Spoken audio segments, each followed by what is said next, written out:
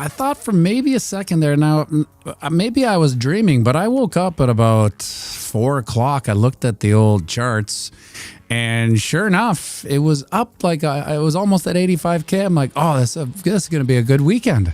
And then I go back to bed. I wake up at 6 o'clock again. I look, Jesus. She broke down to 82 again, just like that.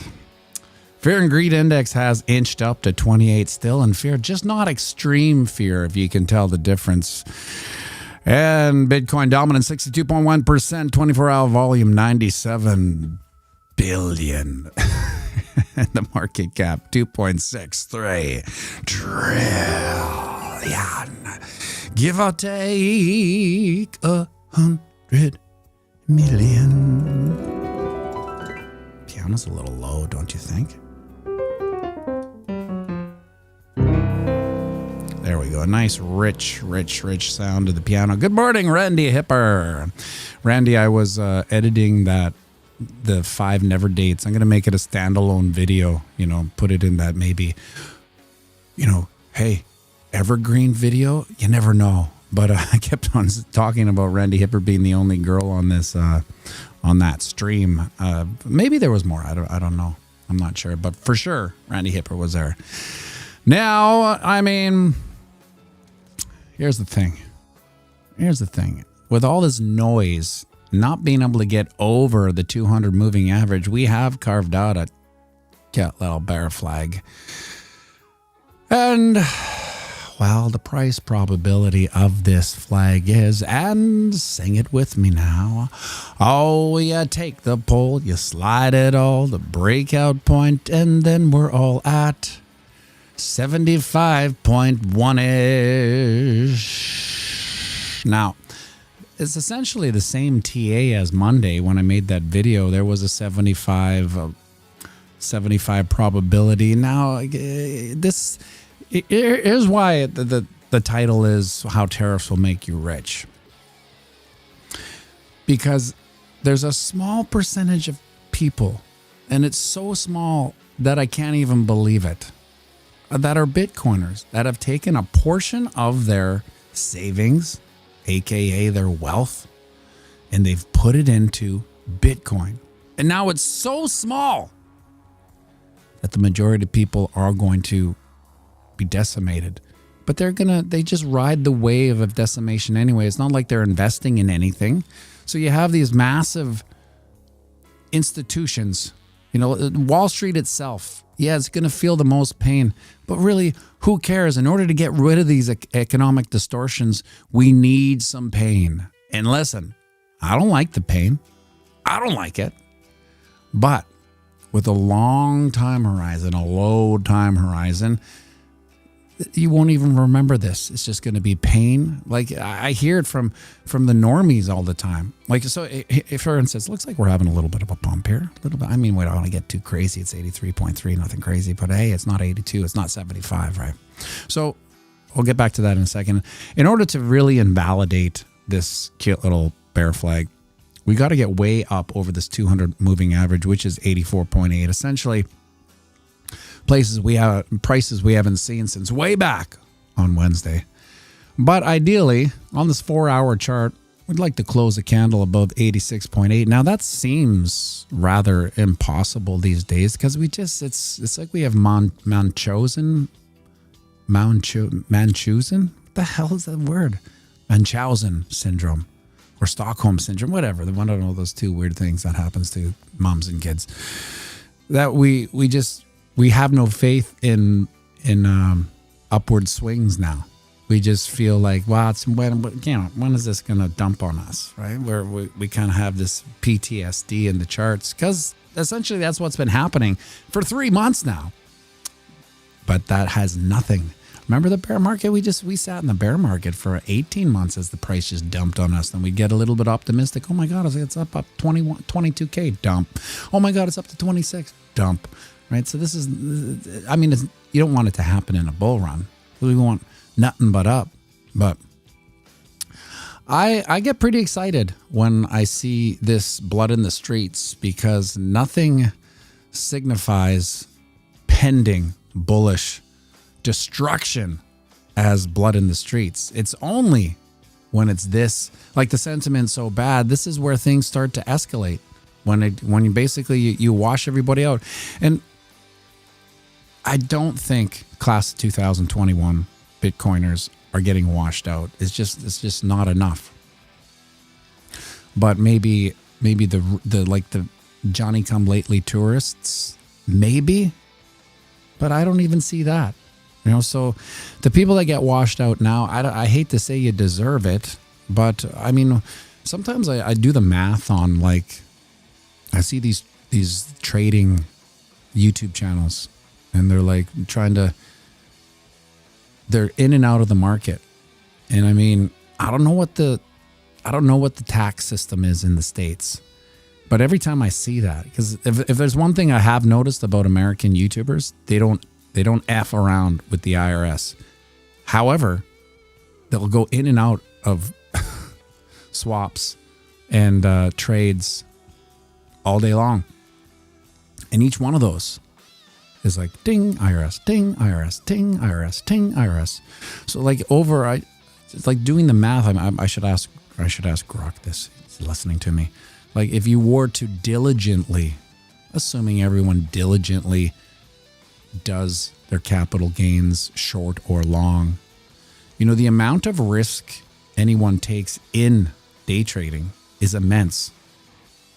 And then to factor in a taxable event, it just seems ludicrous to me. It's almost like you're a tax generator, right? And we all know my stance. It's the greatest psyop in human history, the income tax. So to sit there and to be a tax generator in and out of the market, hoping for the best, leverage to the sky high, just to make a taxable event. And listen, it's, to me, some of the best traders are like the best poker players. They win 58% of the time, right? So in that 58% of the time, you're making these capital gains on it. That let's be serious here. How diligent are these people that are trading? Like, I assume the pros are, maybe, but then again, the more pro you are, the more money you make, the less taxes you spend. It's just the way the system works. And then imagine, after a bull run of trading, a bear market into a bull run of trading in and out, in and out, in and out. You go to your whoever does your PSYOP taxes, and there's like, yeah, you had a good year, but now you 85K or something. Like, it builds up fast, right? 2% here, 15% here, 15% here. You have a big trade, and then all these losses. Anyway, getting into the weeds here. It's fascinating risk reward when you really get down to it. On the daily, we are respecting this triangle of neutrality's support, almost annoyingly so. Just this arbitrary doodle. We said we go up over the 200 moving average, or up over this channel of eternal monotony's support now acting as resistance, and probably come straight down. Well, heavens to Murgatroyd, we did that in one channel, or in one candle, up and over with the long hair don't care wick, and then came back down, and now we're essentially where we were. Where does this? Last Saturday. Last Saturday, and then the Saturday before that, and then the Saturday before that, arguably the Saturday before that. So we've been sitting here for a long time, getting pretty boring, but that's what the market does. 12 days of exponential growth, followed by, looks down, does quick math, 340 days of extreme boredom. Yes, that's basically what we have it. Squeaky McGee says tax system in the U.S. is, oh, you have something, we need some too. Oh, you got more, we need more too. Yeah, I was having a conversation. You have to, how I say this, the squash club, is my barometer of like the normie. Well, the amount of vitriol, if that's the word, of what's going on here with tariffs and Trump is at an insane amount. And you gotta imagine, there's all these chairs, right? And there's kind of me, I'm deschwitzing. And if you don't know what deschwitzing is after a steam, which is also called a schwitz, you have to de-steam or de-schwitz because the core temp gets so high that if you were to just, take a shower and get on your clothes, you get in your car and you'd be still sweating like a hostage. So what happens is that you have to de-schwitz. Anyway, in my de-schwitzing, I'm at a table, usually by myself, a table over there's 3 or 4 boomers there, just like you would think someone stole their grandkids or something. They're so incredibly pissed off. And I keep my mouth shut because who cares, right? Let them think what they want. But if I were to extend a bullish delusion on this, it's this. What if I told you in 12 months this would have worked itself out, markets will correct, and would be up, up, up and away without the shackles and the handcuffs of the prior economic system? Who knows? Maybe the greatest psyop in the whole world, the tax system, might be different as well. But in order to get there, there's this moat of pain. Would you be willing to sit here through the pain? The answer is yes. Now, is it guaranteed on the other side that it's rose-colored glasses and green grass? No, because I think what may happen is that the other side will start becoming judicial and litigious. And they'll start, suing the administration for this and that. And then it will just have that political, bureaucratic red tape all over it. And it's just like trying to fix things like, I can't fix it. There's too many lawsuits. And then next thing you know, it's midterms or it's the next election cycle. And all bets are off because now they have to pander to the normies, which is 90% of the population. And the truth of it is that 90% of the population are just sitting there in complete ignorance of any of these tariffs. They might see it on their as they're nodding to CNN. That's it. It's not like they really understand it or care. So until this hits things that are recognizable to the normie, like for big ticket prices like gas, they'll understand that. But generally, I think the psyop is having these, like the gas go down. It eases the pain of the normies. They don't care what's going on in the back rooms as long as their immediate cost of living doesn't get affected. Now it's the same question. Would you accept your immediate cost of living going up a tad if you knew on the other side your cost of living would come down? I mean, it's an easy question to say yes to, but there is no guarantee that there will be greener grass and pastures on the other side of these economic distortions.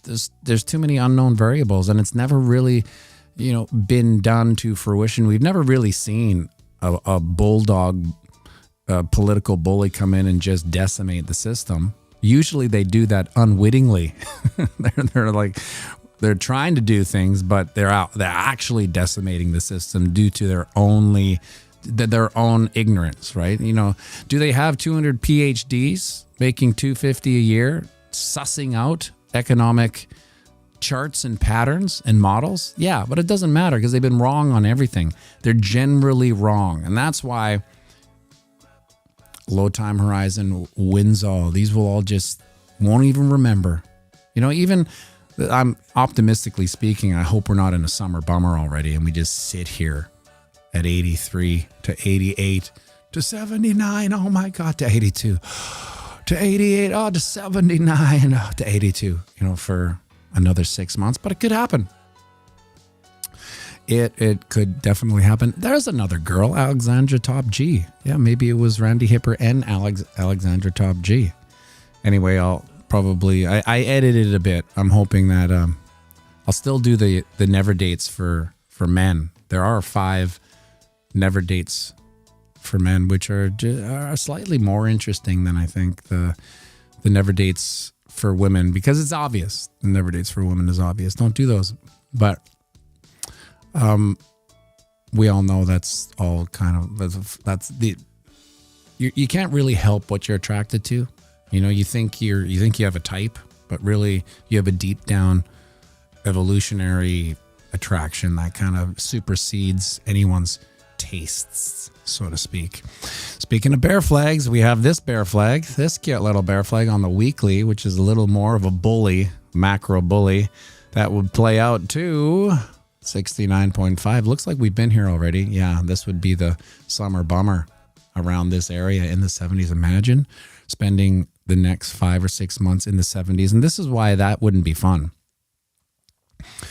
Is because you have to sit there with the monkey on your back. And what's the monkey on your back? That we're actually lower. If we were to spend, even in the 80s, if we were to spend the next 6 months in the 80s, we'd arguably be lower than we were 4 years ago in a bull market. Now, it didn't really happen in 2021 because when we had that massive, we'll go here on the monthly, when we had that massive downturn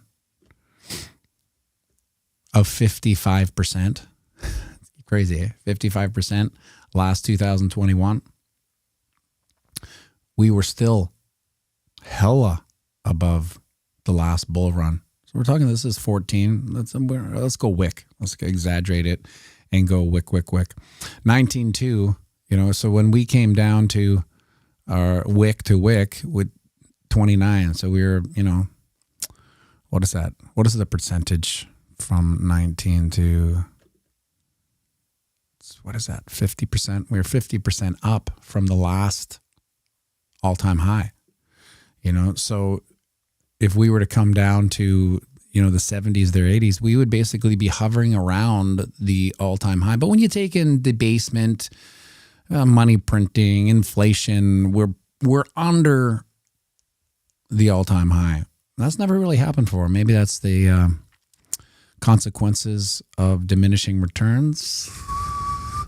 I don't know, but that's where we would be. And that's not a fun place to be because we want to think that, you know, even this bear market's lowest low will be, you know, a worst case scenario, you know, 73K or something. What is, what's the summer bummer here? 71K or 69ish. Maybe that would be the worst. That would be our new 15K. Remember when we were at $15,000?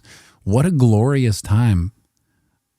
Even at $15,000, there was a lot of optimism in the crypto sphere because we knew, even though it could get a lot lower, the sophistication of the investor was of the mindset, holy shit, this is crazy. I can't believe you can actually buy a full Bitcoin at 15K, right? That there was optimism in that price point. And now the law of large numbers, you know, let's say we get down to 70. There's not a lot of people that are like, oh my God, we can buy a Bitcoin for 70K. 70K is a lot of money. It's 100K in Canada. It's not like people are sitting there. So again, if you have, as a Canadian, in order to buy one Bitcoin outright, you know, a lot of people don't do that. DCA is the way, but let's say you've been saving up in the prior bear market. It's quite easy to save up, you know, 15K over, you know, 12, 18 months, you know, not incredibly easy for everyone, but it's attainable. You know, you can do certain things in your life and you can put away a certain amount of money to get to that Bitcoin. At 100K, I'd argue it's, you know, almost impossible unless you're a rich kid or even if you're a white collar doctor. You know, it's not like you have a lot of that money sitting around.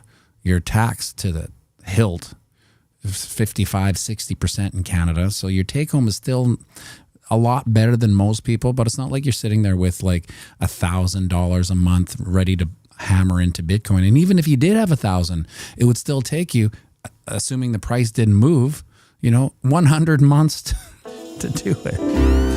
Lasers go pew pew. Thank you for the super chat.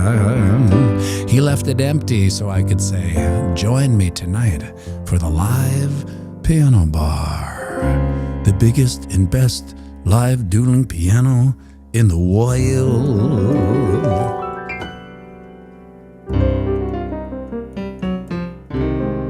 Whoa. Sounded like a minor chord. It was.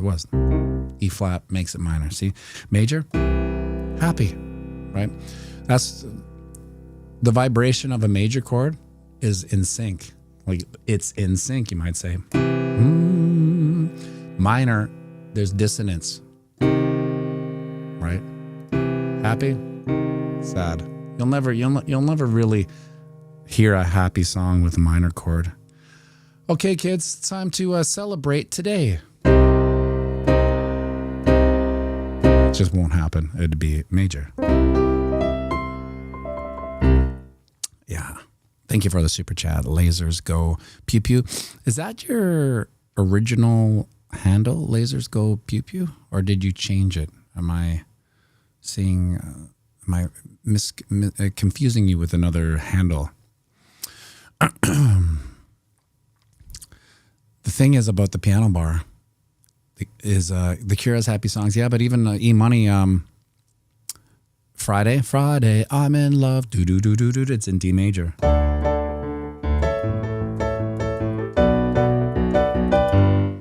But see, like I always said, your favorite song, no matter what genre, no matter what weird band it is, let's say it's Metallica, The Cure, Depeche Mode, Britney Spears,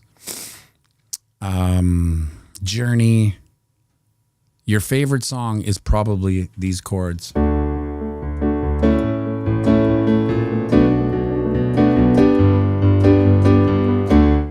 Because it messes with the mind's resolution. Because this is mathematically correct. Oh yeah, you were lasers, gotcha. And then it goes into a minor, 6 minor. And we need resolution, and it comes at the 5th or the 4th. So that's why our brains love it so much, because it's like, oh, this is nice. Makes me feel good. And then, wait, what is that? I get it. And that's how that works. So that is Friday. I'm in. That's the day. Friday. I'm in love. So yeah, that's why every single song is basically the same. Now that's where AI gets super bizarre. I saw this video with Rick Beato. He was going over one of those platforms where they do AI music. And he was like, you could see him have like an epiphany, or he's like, wait a second. Not only is this pretty good, it's more interesting than the pop songs written by humans now. Because in a weird way, humans have become their own version of AI. And what I mean by that is that we went from, songwriter, singer, band leaders, for like, blame it on my ruse, I showed up in boots. So, written by, what's his name? I was going to say Chris Isaac. It's not Chris Isaac. Garth Brooks. It was him, and he wrote his songs. And then as the record companies switched to Handsome or Pretty, well, one of the knock-on effects of Handsome and Pretty is maybe not as talented songwriter. So they bring in the Garth Brooks underneath them, and you get these songwriting companies. There was one called, I can't remember. It was like the Chapel or something. They wrote all the songs for like 95 to 2003, like the Avril Lavigne type of things, and they would just go to these songwriting sessions, but it would grow. So like if you look at like Beyonce's songwriter list, there's like 12. There's like 12 people. At what point does that get desaturated into, just this homogenous sounding song, right? So the big realization Rick Beato had was that because they're diving into the history of music, it's implementing all the great changes that a song could have, right? Whereas we don't see that anymore. Like I always joke at the piano bar that I get rid of middle eights right? When arguably middle eights are sometimes the best part of a song. You know, if you don't know what a middle eight is, you have a verse, a chorus, a verse, a chorus generally.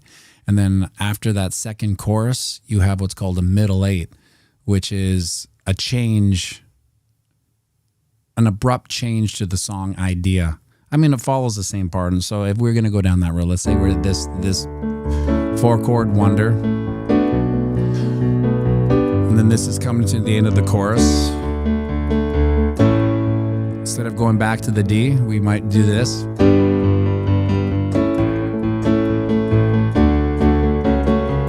It's a middle eight. Back to the chorus. This is like a music lesson on Friday. But you know what I mean? So we don't do middle eights anymore because people don't have the attention span. But AI does. You know, these songs that are being generated, the AI actually has middle eights. he was surprised at that. So was I, actually, because it's like I don't even do middle eights. I do actually. So the crypto album that I've been writing and producing, it's a throwback to. It's I shouldn't have done it because I know people's attention span. Yeah, no, a bridge, Backup Kid. It is kind of like a bridge, but a bridge would be historically how a verse gets to a chorus, if you know what I mean. See if we can do an example of a bridge. This would be the verse.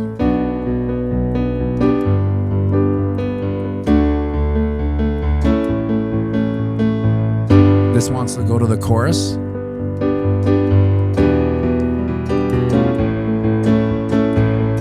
See how that works? It went to the minor and then it resolved. It's like the moat between a verse and a chorus is the bridge generally. But sometimes bridges do sound like a middle eight if they're long enough. But usually it's also called the turnaround, right? So anyway, the album that I'm recording, I have middle eights, intros, outros. It's an old school throwback because I honestly think I'm in a unique position where, you know, my budget is my time. You know, I don't have a certain amount of money allotted for the time in the studio. It's just my home studio, so I can get as self-indulgent as I want. Bearing in mind, people just want to, you know, keep it simple. It's not nothing crazy, but I wanted to make an album that had intros, middle eights, no solos. Yeah, there's a little bit of a solo, but I'm not really a piano player soloist type thing because I'm a journeyman piano. Like it accompanies my voice and that's it. Nothing too fancy. So that's why I consider myself lucky, because a lot of times when you're in the studio, you have to make a hit, dummy. That's not a hit. So having the only real hit, I suppose, is the FOMO one at the top, and that came out pretty good. It passed the Kyle test. So I'll send my mixes to Kyle to get his reaction, because he's very he's appreciative of all aspects of music, but he can actually, and he's affected by what most people would be affected, good or bad. Is it a good song, right? So he's a good person to bounce it off. Backup Kid, member for 11 months. pianomattyb crypto album coming soon. I've been waiting patiently and can't wait to have a new favorite album. Yeah, it's been fun to record. I go on spurts, right? So I'm a believer that the creative process comes and goes, and you can't, you got to jump on the horse when it comes by. And then when it bucks you off, well, just lick your wounds for the next horse. But if you try to, you know, force yourself back into production or the creative process, it usually doesn't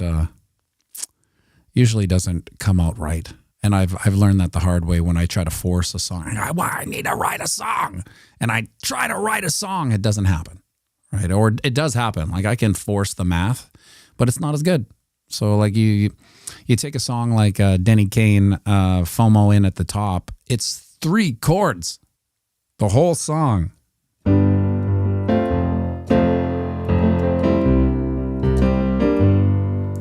It's 3. It has like a weird E, but that would be the turnaround or the bridge, so to speak. There's no middle 8 in it. I didn't put a middle 8 in it or an intro or an outro. Yeah, there is an intro, just as and there's no drums. And then the drums come in. So it is. I like the idea of making the listener wait a little time because I'm going against the grain. I know I'm going against the grain. Like really, according to Spotify, if you don't hit the chorus in 10 seconds, the probability of that song getting lots of spins or whatever they call it goes down to 90%. There's a 90% chance that your song isn't going to get spun if you don't hit that chorus in 10 seconds. So I kind of like, well, I'm not in the music game for that. I don't really, if you listen to the song and by 10 seconds you hate it, well, what are you going to do? Nothing I can do. Anyway, there's nothing we can do about these tariffs either. They're going to come and go. They're going to get the economic distortions out of the way, and then we're going to have a blissful re-entry into a economy that maybe resembles what some old school analysts call free market capitalism. Make sure you like and subscribe and share